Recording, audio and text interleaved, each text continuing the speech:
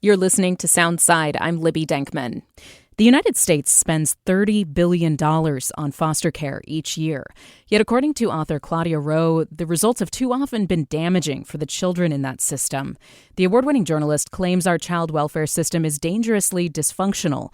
By disconnecting kids from their biological families and extended networks, she says, foster care severs attachments that are important for healthy brain development.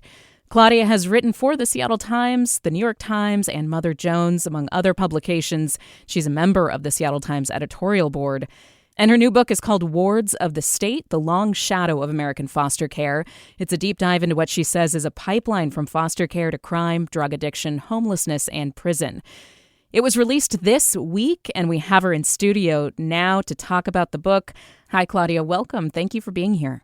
Thanks so much for having me in and for being interested in talking about this, I think, really important topic that is essentially invisible to most people. Yeah. So you were inspired to write the book at an important point when you were sitting in a courtroom in Seattle observing a sentencing, right? What was going on there? So a 19-year-old girl was being sentenced for a murder she had committed at 16. She had pled guilty. She had been arrested shortly after the crime, and then she had been sitting in juvenile detention and then briefly in county jail until her trial. She finally pled guilty, and there I was for her sentencing. I was actually not even there for her case. I was there because I was interested in a forensic psychologist who was perhaps going to be called to testify on what he thought an appropriate punishment would be. He was never called, and the sentencing itself sort of atypically extended over 3 days. It was very unusual and unexpected. And by the end of it, I realized, I was completely forgot all about this forensic psychologist, and I was riveted on this young girl. And I thought, this is something much bigger than a crime story. This is actually a story about a system, about the child welfare system. When you started to look more into foster care, what were some of the statistics that jumped out to you that really served as an indictment for the system and how it impacts kids? The first thing was stumbling on the series of reports that followed foster youth after they had aged out into early adulthood. And it's called the Midwest Studies, and it's a series of studies that essentially said 59% of kids who age out of foster care are going to experience some kind of lockup by the time they're 26. That could be juvenile detention or county jail or state prison. But that number just stuck in my head. And I knew that well before I ever saw Marianne in court. And it just sort of rattled around in there. Those studies came out in the early 2000s. And then after I was digging into Marianne's story and all this stuff, I found another study by an economist at MIT, not some sort of fly-by-night quack or something. This was a very legitimate economist at MIT who studied and then studied again and found that kids in foster care are 3 times more likely to experience incarceration than similar youth. So you can't exactly prove what would have happened if you hadn't gone into foster care. But he did devise a really interesting experiment that was essentially saying this home was seen by a so-called lenient social worker who left the kid there. And this home was seen by a stricter social worker who removed the child. And so by looking at the outcomes of these kids, that's essentially how he determined foster youth were 3 times more likely to experience incarceration. That popped my eyes wide open. There's other stuff, too, about the rates at which foster youth suffer PTSD, much higher than Iraqi war veterans. There was so much data, it was not hard to find. Marianne Atkins, who is the young woman that you observed the sentencing, who committing this murder when she was 16, what did you learn as you were having conversations with Marianne about this? So the first thing was to figure out if Marianne was an aberration, unusual in any way.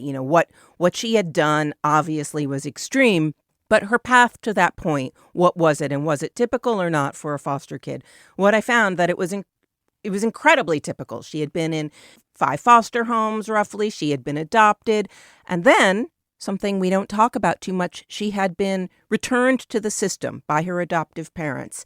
This happens much more frequently than we realize. Marianne herself didn't even know that you could be unadopted. I didn't know when I began this work. And I discovered that Marianne's path was pretty typical, not so much about the canceled adoption, though that is not atypical, but sort of being passed along. Her behavior kind of worsened with each new placement. And by the time she was 14 or 15, she was essentially on the street. She did have a foster placement, but she ran from it compulsively. And in sort of figuring out Marianne's story and then reporting more deeply, I identified 4 things that are common pretty much to every kid who ends up incarcerated or homeless out of foster care. Not all 4 things, but at least one or several of these 4 things. And they are running away, which was sort of chronic for Marianne, failed adoptions or broken adoptions, much more common than we realize, and that has a profound impact on behavior.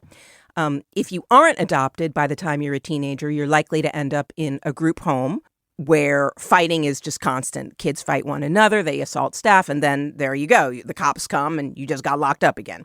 Or aging out at 18 without support, which is incredibly common. The system talks about wanting to reunite foster kids with their biological family, stabilize the family, reunite them, or adopt them out. But an enormous number of kids leave the system with sort of nothing at 18, or in some cases 21, but they have very spotty educations. They're 18 years old. They have no family support. So I couldn't have survived at 18 on my own with, maybe a high school diploma, maybe not. And we kind of expect foster kids to just sort of pick themselves up and find an apartment and get a job and just be good. And this is just not realistic. Yeah. So Marianne's story brought up some of those common themes. And in the book, you zero in on 6 subjects who went through this system as kids. And they have some varying degrees of interaction with the criminal justice system and other struggles. Let's talk about Monique Thompson. Her story is quite difficult to read as you describe this young woman who's taken away from her family, unusually, as you write, because of allegations of sexual abuse against members of her family. So she's placed in foster care, and eventually she ends up in a group home in Texas, where you argue that a lot of her serious vulnerabilities and elevated social emotional needs were papered over to the point where when you get to know her as a young adult at the age of 25, she is struggling so badly, at times Monique can't leave her house. What happened to Monique, and how does it link to some of the themes you've been exploring in the book? Monique's story is really painful because it's sort of quiet and sad and typical in a lot of ways. It is true that being removed for suspected sexual abuse is the least common reason that kids are brought into foster care. And this was Monique's reason. But there's also a lot that goes along with alleged sexual abuse, which is typically neglect. And neglect is the most common reason that kids are brought into foster care. In Monique's case, what she wanted almost from the beginning was to be adopted. She craved family. Initially, she wanted her own family to fight for her and take her back. That didn't really happen in any kind of substantial way. And she went from home to home, sort of clinging like a vine to her foster parents. But then, if another foster child was brought into the home, Monique would flip out with insecurity. This girl is prettier than her, or they're going to want to adopt that kid and not me. It was all this competitive insecurity, and she would act out. I mean, she's a little kid, really. She's, 6, 8, 10. She can't articulate her feelings. She just kicks out banisters, punches walls, all the stuff. Many of her foster parents had a real heart for Monique and wanted to adopt her, but they just couldn't. Again, this sort of behavior that escalates. And eventually, she lashed out at a foster parent. She kicked them. The cops came. There was an assault charge. She went to juvenile detention, and there you go. There's an experience of lockup. One reason that number is so high is the number of kids who do a little bit of time in juvie for a situation similar to what I just described with Monique. Eventually, she was sent to a group home where she spent pretty much all of her high school years. And the group home was sort of conceived as a therapeutic place. There was a lot of monitoring. She went to school. She seemed to be doing pretty well, as far as I could tell from the records, and the records were voluminous. There are all these reports about she's on track and she's going to graduate, and we're all so excited for her. But this seemed to me extremely unrealistic because they had access to her earlier reports from psychiatrists, the same stuff I was seeing, that said prognosis is poor without substantial support for this, at the time, girl. Basically, this kid needs attachment and intensive attention. She needs, at one point, one of the records you pull says she needs basically a mother's attachment or things will go very badly. But somehow the group home records are saying, oh, she's doing great and she's going to do great as an adult when she turns 18. And you're questioning that because you're saying, how could these two things be true? They know all of this. And this is the same person. Right. And one has to wonder. I wondered if, these are official records and if it all looks good when the official social workers are saying she's on track, she's going to graduate high school and she's got a college ready to take her and we're all great. She's a success. If that's on an official document, then who can be blamed if something goes wrong later when she's 20 or 22? Hey, it looked good for us. But the fact is, it looked good in an incredibly structured environment where people are cooking for her and cleaning her clothes and every single thing from what she wears to the posters in her room. Everything is structured. As soon as she stepped onto a college campus, it all fell apart. She completely panicked. She did not know how to sort of manage her life on her own. Yeah. And Monique struggles.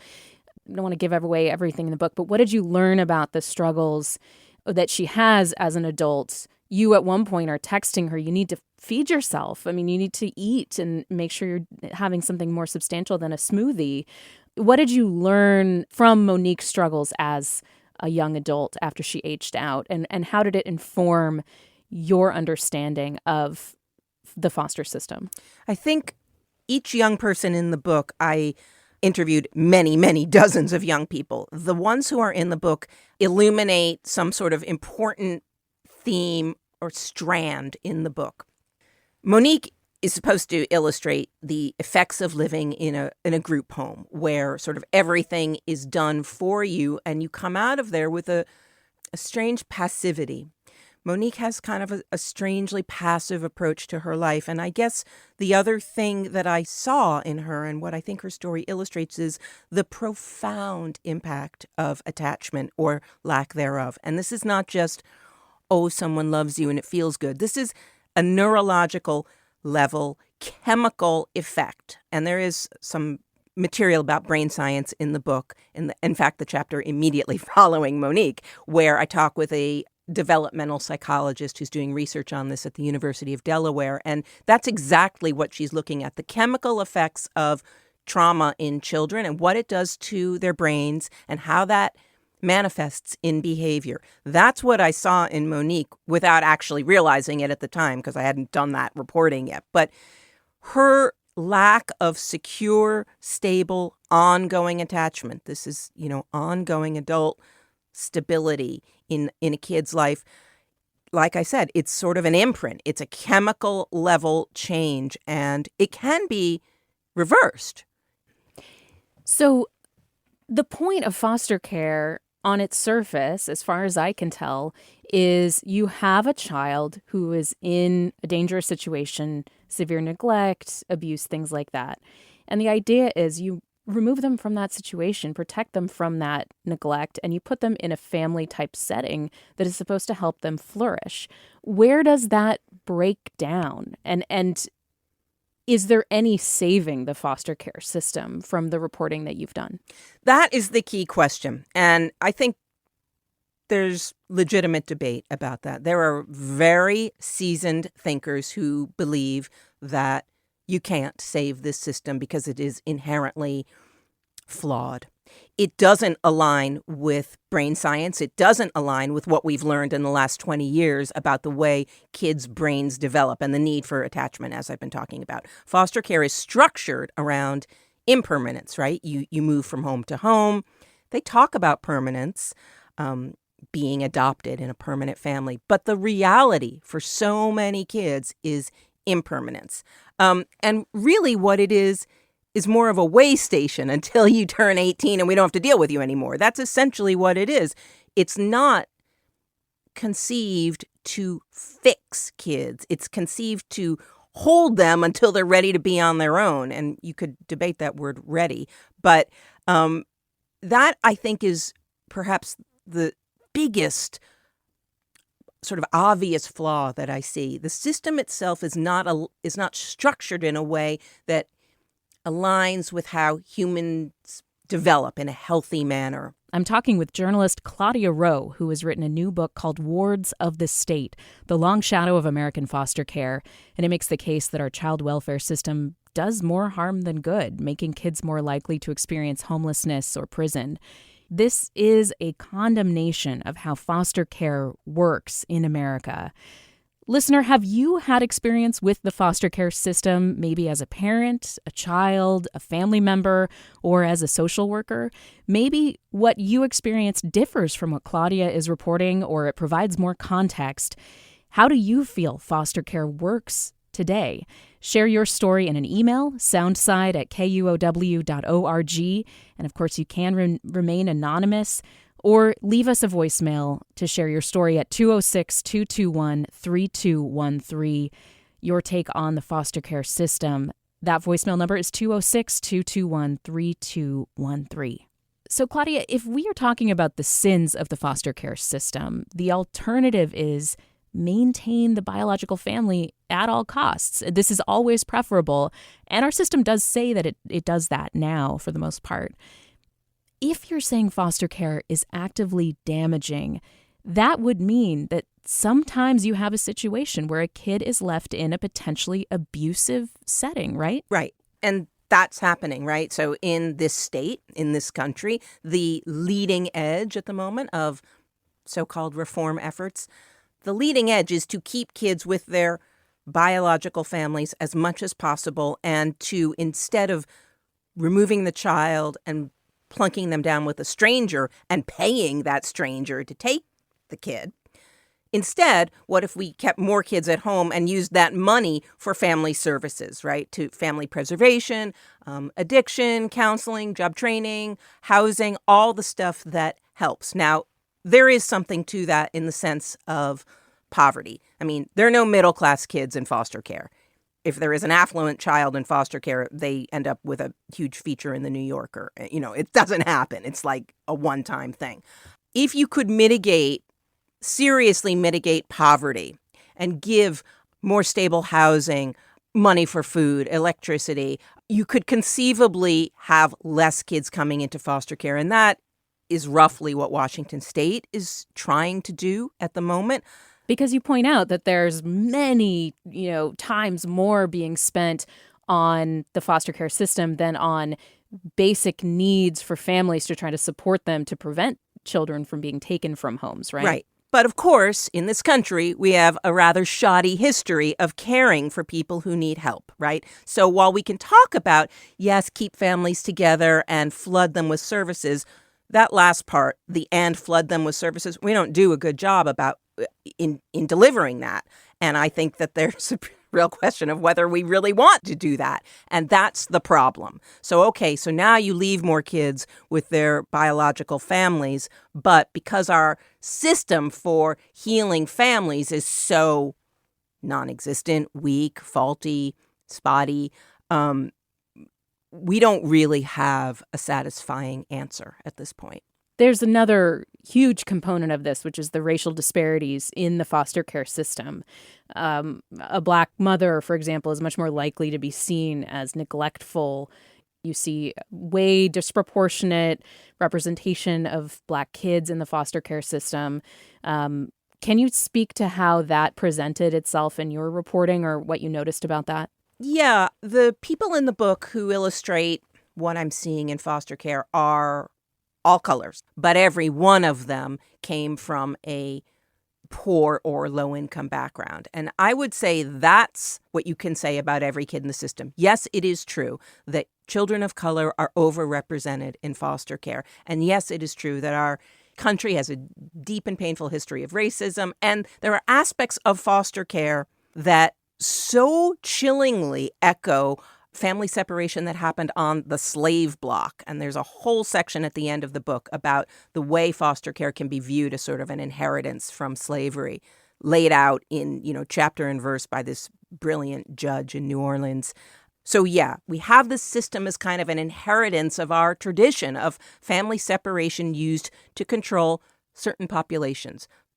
And they tend to be poor and frequently non-white, though there's a lot in the book about sort of European immigrants in the late 19th century and how these poor Irish and Italian kids living on the streets of New York City kind of became the origin story, if you will, of the kind of foster care we have today. Mm. What about social workers and caseworkers who try to protect the kids in foster care or try to support them? What did you hear from them? I mean, where is this simply a case of the system is broken, they're overloaded? Like, where does that break down their ability to support these kids? They are overloaded. Social workers are overloaded for sure. There's enormous turnover within their ranks. So I think that is, their job is not really to make the kid happy. Their job is to make sure the kid is in a placement where they are nominally safe and being fed. It's kind of it. They're not there to make sure the child is well adjusted or track their school progress or anything like that. Many of them do, and certainly they care, but they are fried and they are burnt out and they are dealing with sort of a triage situation every day. Which is my worst kid? They're making my kid in the worst situation, I should say. They're making these determinations for how to dole out their time, apportion their time. Marianne, after she was locked up, her social worker was visiting her every month in juvie right here in Seattle. And they did develop a strong bond, but, it was really too late by then. I'm speaking with Claudia Rowe, who's the author of Wards of the State, The Long Shadow of American Foster Care.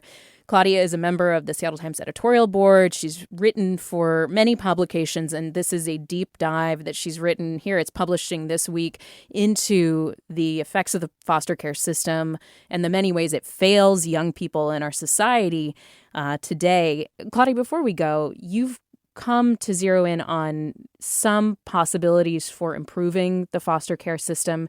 Can you leave us with some things that you found that might be solutions oriented to at least make things a little bit better? Yeah, I hesitate to use the word solution because it's not a magic light switch that you flip and it's going to be okay. But there are reforms underway that speak to this issue of attachment and the dearth of attachment in foster care. So Sixto Cancel, he's an activist. He's a former foster youth from Connecticut who has ascended to, he was a regular at the White House for a while. I don't know about in the second Trump administration, but he certainly worked with the Trump administration the first time.